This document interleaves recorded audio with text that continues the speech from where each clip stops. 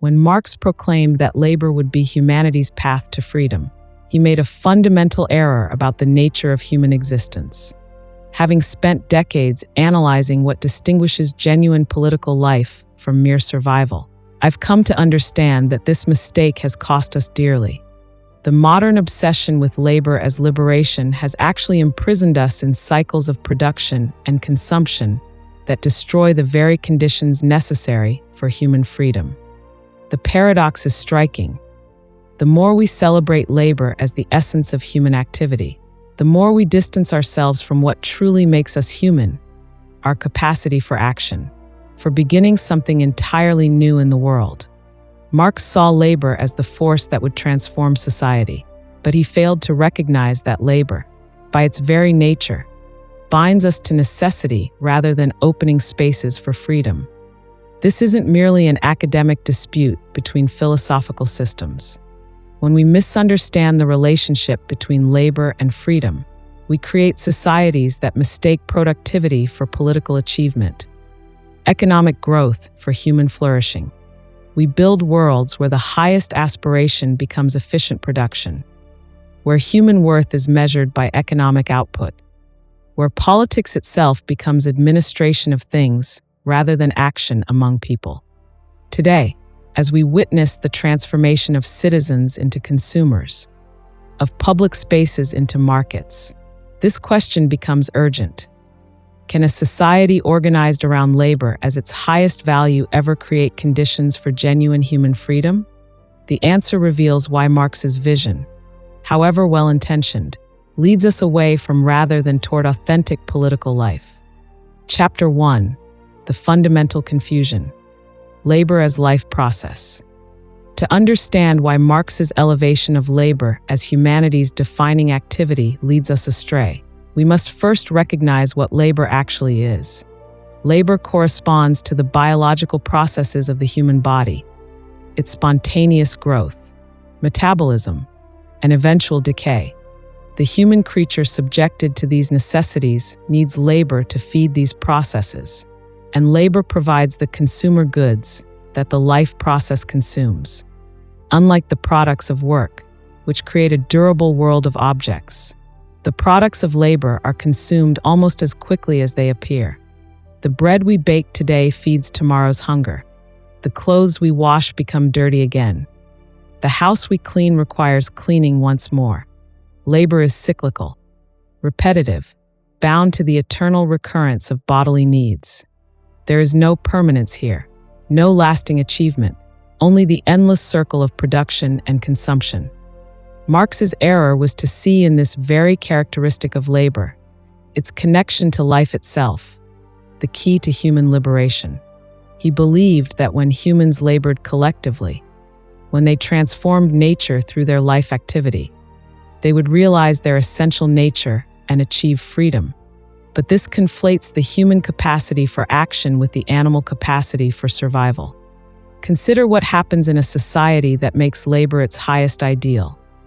Work becomes valued not for the durability of its products or the skill of its craftsmanship, but for its contribution to the life process. Everything must be consumable.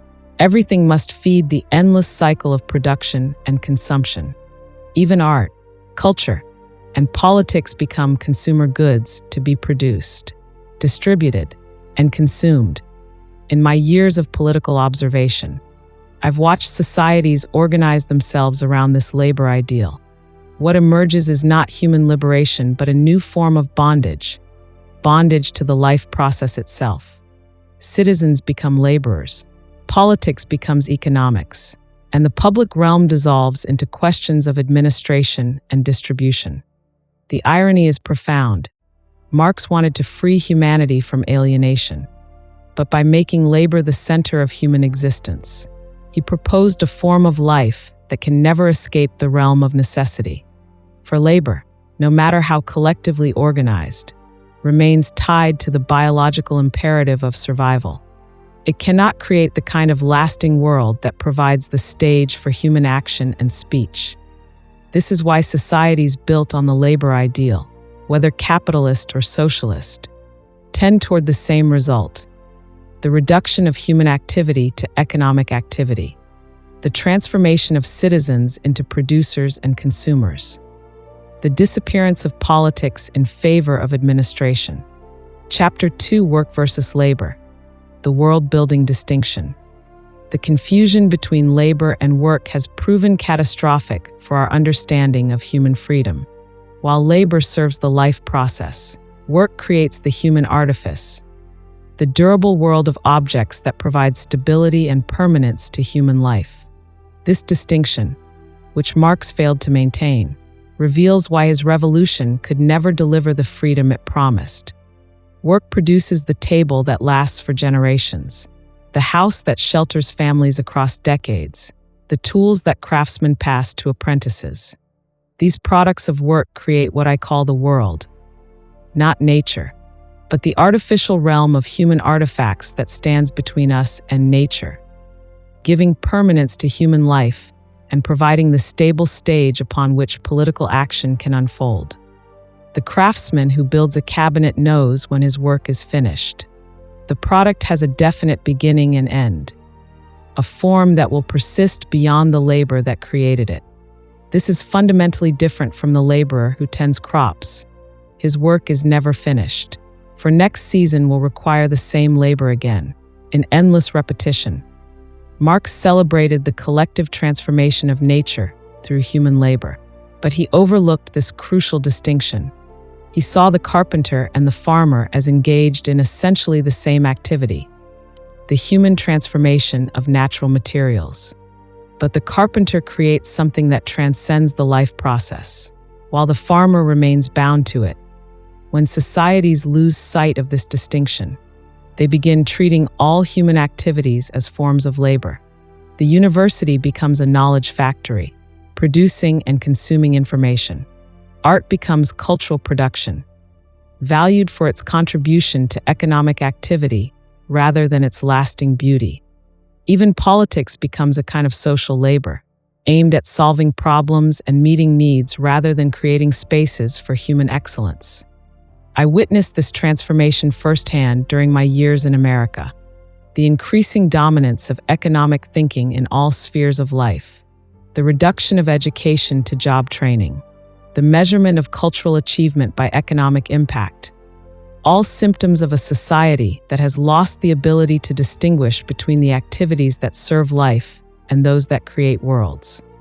The consequences extend beyond economics into the heart of human existence. When everything becomes labor, nothing lasts. When nothing lasts, there can be no common world shared across generations. When there is no common world, there can be no politics, only administration of the life process. This is why Marx's promise of liberation through labor was doomed from the start. Liberation requires not just freedom from economic exploitation, but freedom to act in a world stable enough to receive our actions and preserve their meaning. Only work, not labor, can create such a world. Yet modern societies, whether influenced by Marx or by capitalism, increasingly organize themselves around the labor principle. Everything must be consumed. Everything must serve the life process.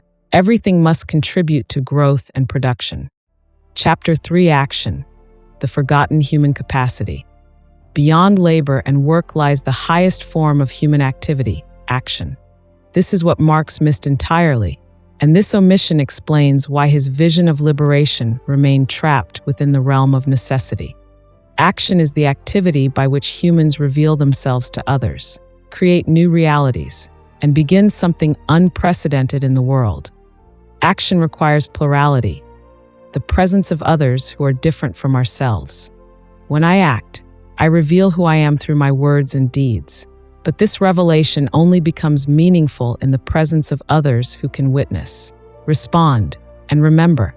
This is why action is inherently political. It creates the very condition we call politics. Think about the moments in history when humans have acted rather than merely labored or worked. The founding of a new political community. The moment when someone stands up to say, "This is wrong." The birth of a movement that changes the course of events. These are acts that create something new in the world. something that couldn't be predicted from existing conditions. During my years as a stateless person, I experienced what happens when the capacity for action is destroyed. Without citizenship, without a place in the political world, I could labor and work, but I could not act. I had no stage on which to appear before others as a unique individual, no community that could receive and preserve the meaning of my words and deeds. This taught me that action requires not just individual freedom, but institutional frameworks that can provide spaces for appearance. The public realm, that space where people come together to speak and act, must be carefully constructed and continually maintained.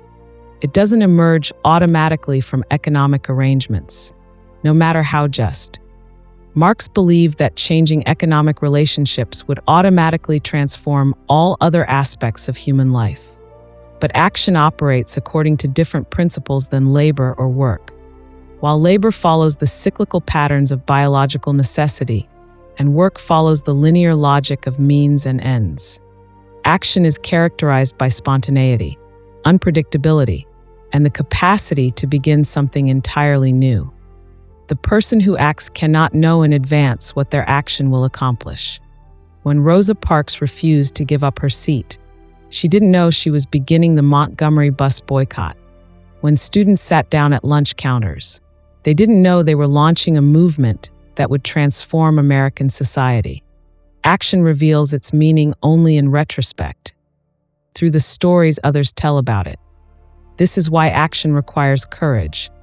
Not just the courage to risk one's life, but the courage to appear before others, to reveal oneself through words and deeds, to begin something whose outcome cannot be controlled. Labor and work can be performed in private, but action requires the public realm. Marx's revolution promised to create conditions where humans could labor together without exploitation. But it had no conception of how to create spaces for action. The result has been societies that may have achieved economic justice, but failed to create conditions for political freedom.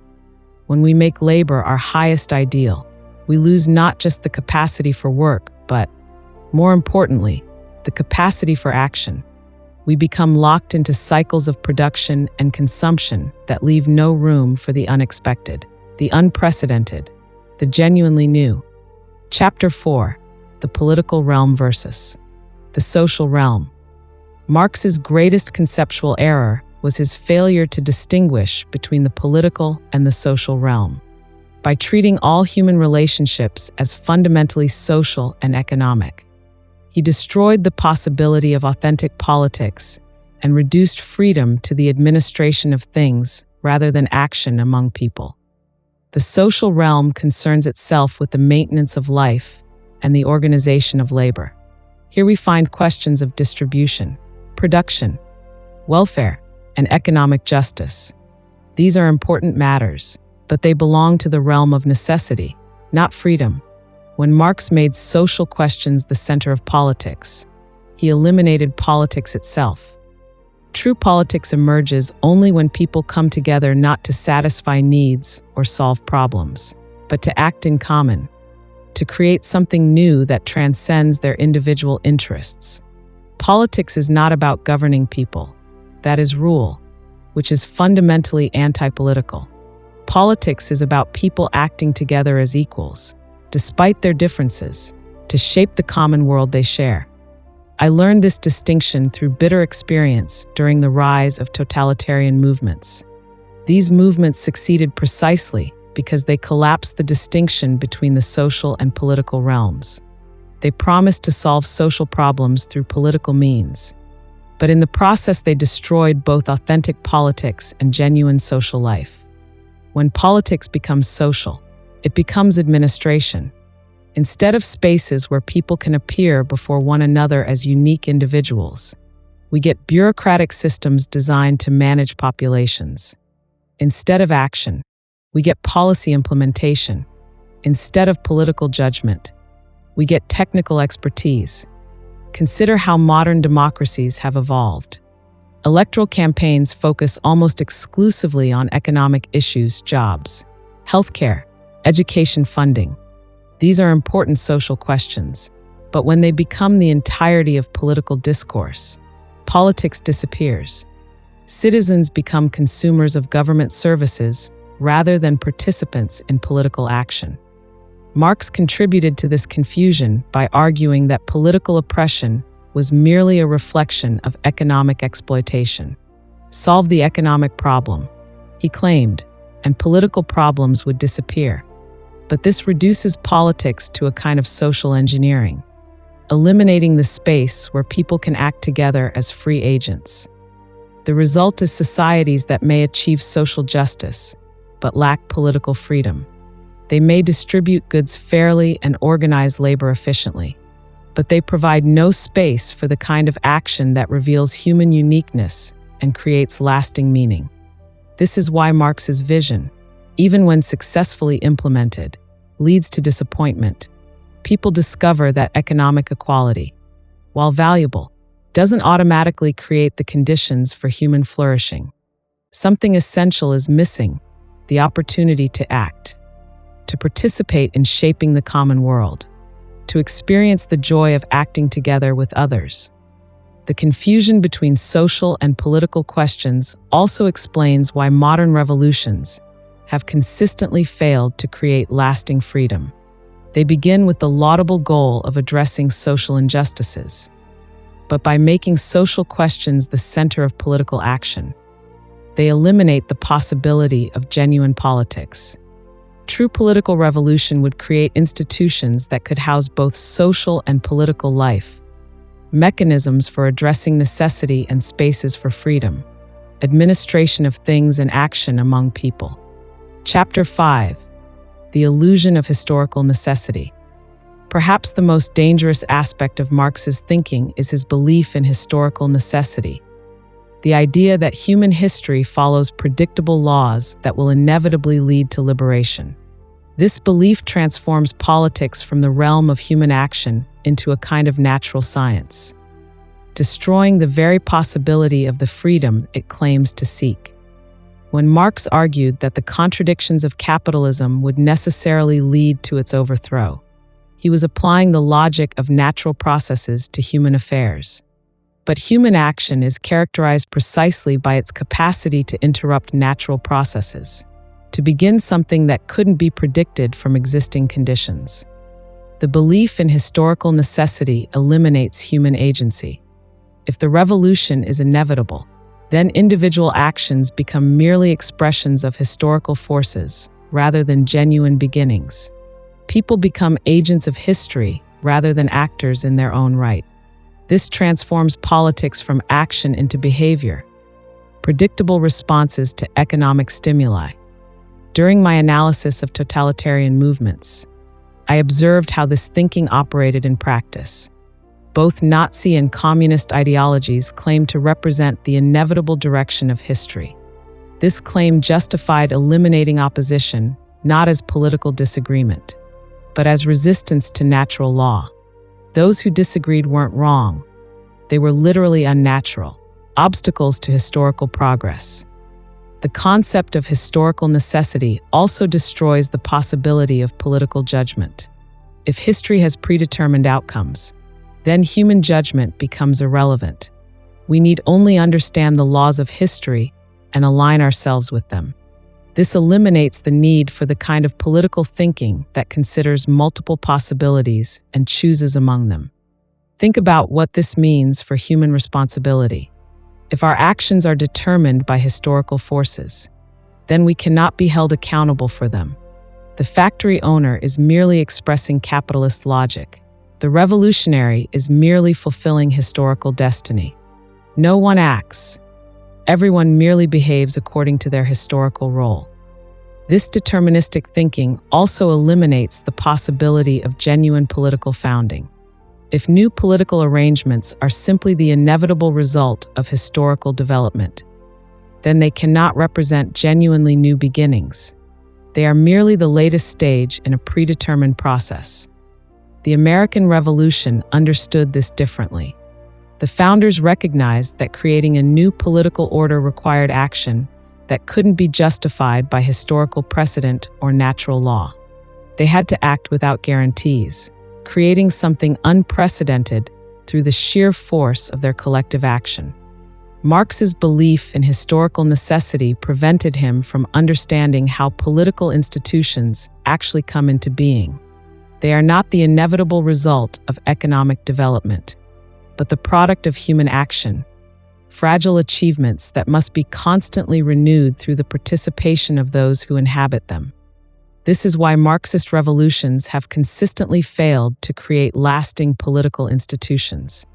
By treating political change as the inevitable result of economic transformation, they eliminated the kind of political action necessary to found and maintain genuine political communities. The belief in historical necessity also explains why Marx had no adequate theory of political beginnings. How can there be genuine beginnings if everything is predetermined? How can humans act if they are merely agents of historical forces? When we abandon the illusion of historical necessity, we recover the possibility of genuine political action.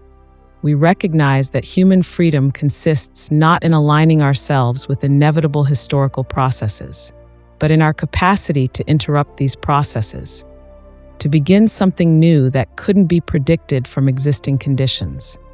Chapter 6, Beyond Economic Man, Plurality and Political Freedom. Marx's reduction of human beings to economic actors, producers and consumers caught in class relationships, blinds us to what actually makes politics possible: human plurality. Politics exists only because people are different from one another, not because they share economic interests. The fundamental condition of political life is that we are all the same, human, and yet each of us is unique in a way that has never existed before and will never exist again.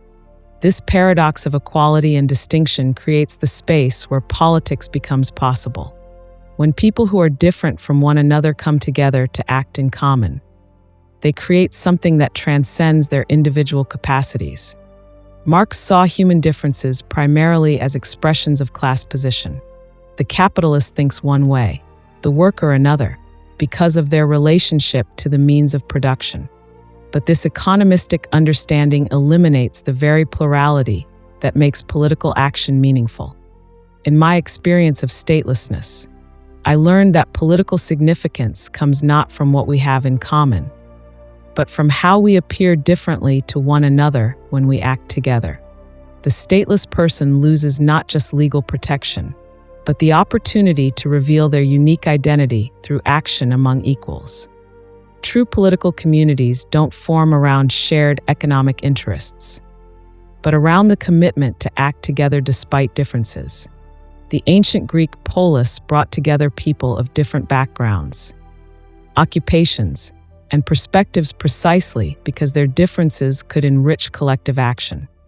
Marx's vision of the classless society eliminates this plurality by removing the conflicts that generate political action. But conflict isn't an obstacle to politics. It's politics' essential condition. Political action emerges when people who disagree find ways to act together, creating new possibilities that none could achieve alone. Consider the American Civil Rights Movement. Its political significance didn't come from uniting people with identical economic interests, but from bringing together individuals with different backgrounds, perspectives, and capacities who chose to act together for a common cause. The movement's power emerged from plurality, not unity. When we reduce humans to economic actors, we lose sight of the unpredictability that makes action possible. Economic behavior follows predictable patterns. People respond to incentives. Markets clear. Systems reach equilibrium. But political action is characterized by spontaneity, the capacity to do something that couldn't be anticipated from existing conditions. This is why Marx's revolution, focused on economic transformation, couldn't create spaces for genuine political freedom. It could reorganize production and redistribution, but it couldn't create the institutions necessary for people to appear before one another as unique individuals committed to acting together. Political freedom requires not just the absence of economic exploitation, but positive conditions for action. Public spaces where people can gather, institutions that can receive and preserve the meaning of action, and a common world stable enough to house plurality without destroying it. The modern tendency to reduce all relationships to economic terms, to see education as human capital development, culture as creative industry, even friendship as networking, reflects Marx's fundamental error. When everything becomes economic, nothing remains political. Recovery of political life requires recognizing that humans are more than economic actors. We are beings capable of action, speech, and judgment, capacities that can only be exercised in the company of others who are different from ourselves. Politics doesn't emerge from economic relationships, but from the choice to act together despite our differences. Chapter 7, Natality. The power to begin anew. Marx missed perhaps the most fundamental aspect of human existence: our capacity for natality, the ability to begin something entirely new. This capacity, rooted in the simple fact that humans are born rather than merely produced, represents the true source of human freedom and the foundation of genuine political life. Every human birth brings something unprecedented into the world. Each person carries the possibility of initiating action that couldn't be predicted from existing conditions. This is what I mean by natality, not just biological birth, but the ongoing human capacity to be a beginning, to start something that has never existed before. Marx understood human activity primarily in terms of production, the transformation of natural materials according to predetermined patterns. But the highest human capacity isn't production. It's initiation, the ability to begin action that creates entirely new realities. Think about the moments in your own life when you have acted rather than merely behaved according to expectation. Perhaps you stood up for something you believed in, despite social pressure. Perhaps you began a relationship, a project, or a commitment that changed the trajectory of your life. These moments reveal your capacity for natality. Political action is always an expression of natality. When people come together to found a new political community, resist tyranny, or create institutions that embody their highest aspirations, they are exercising their capacity to begin something new in the world. The American founders understood this intuitively when they spoke of creating a new order of the ages. They recognized that political founding required more than rearranging existing elements. It required the capacity to begin something genuinely unprecedented. Marx's historical materialism, with its emphasis on the inevitable development of productive forces, leaves no room for this kind of beginning. If history follows predictable laws, then apparent innovations are merely the working out of predetermined possibilities. Nothing genuinely new can emerge. But human experience contradicts this deterministic vision. Throughout history, people have demonstrated the capacity to interrupt seemingly inevitable processes, to begin movements that transform the conditions of human existence in ways that couldn't be anticipated. The civil rights movement, the fall of the Berlin Wall, the emergence of new political forms. These developments couldn't be predicted from economic analysis alone. They required the exercise of human natality, the capacity to act in ways that create new realities. This capacity for beginning explains why totalitarian movements work so hard to destroy it. They seek to reduce humans to predictable patterns of behavior, eliminating the spontaneity that makes genuine action possible. They create systems where everything is predetermined, where human initiative becomes dangerous. But natality cannot be permanently suppressed. Even under the most oppressive conditions, people retain the capacity to begin something new. This is why totalitarian systems ultimately fail. They cannot eliminate the human capacity for action without destroying the humans themselves. Marx's focus on labor as the defining human activity obscures this capacity for natality. Labor follows cyclical patterns determined by biological necessity. Work follows linear patterns determined by predetermined goals. But action emerges from the human capacity to begin something that couldn't be anticipated. Recovery of political life requires recognizing and cultivating this capacity for natality. We need institutions that can receive and support new initiatives, public spaces where people can reveal their capacity for beginning, and political cultures that celebrate rather than suppress the unexpected. This is why education is so crucial for political life. Not education as job training or even as knowledge transmission, but education that cultivates the capacity for judgment and action, that prepares people to participate in the ongoing creation of the common world. The promise of natality is that no matter how dark the times, humans retain the capacity to begin again, to create something new that can illuminate the world and provide hope for the future. Conclusion. Marx's vision of liberation through labor has led us away from rather than toward genuine human freedom. By reducing humans to economic actors and making labor the center of human activity, we have created societies that serve the life process rather than creating conditions for political life. True liberation requires recognizing the distinction between labor, work, and action, between the activities that serve necessity and those that create possibilities for freedom. It requires understanding that politics emerges not from economic relationships, but from human plurality, the capacity to act together despite our differences.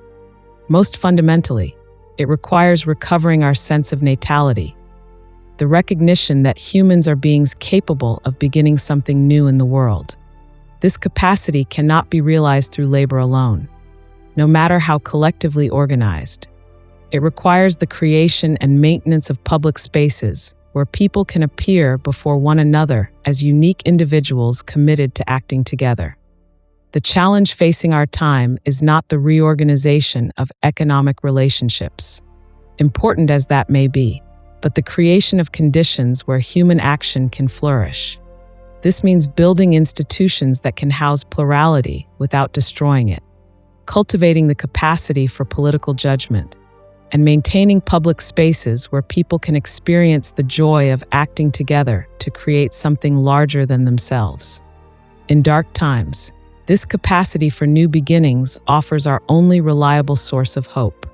No matter how determined our circumstances may seem, we retain the power to act, to begin again, to create possibilities that didn't exist before.